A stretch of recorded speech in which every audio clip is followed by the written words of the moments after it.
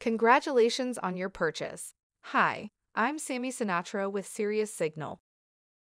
In this video, we're going to be unboxing the single-color, all-white, plus infrared SOS EVDSD model C-1004. Start by opening the box. Remove the daytime signal flag, whistle, storage mount, and distress light. Remove the display mount, daytime signal flag, whistle, and distress light. Then, remove the tray to access the storage mount.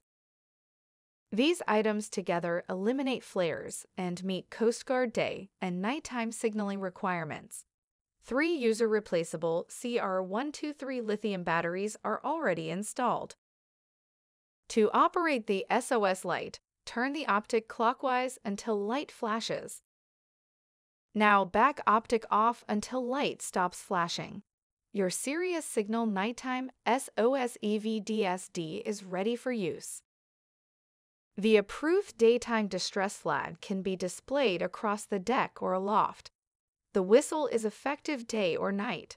For additional operational and care instructions, read the packaging. Please refer to our suction cup display mount installation video for proper use. Product registration and full documentation are available at SiriusSignal.com. Thank you, USA, first in quality.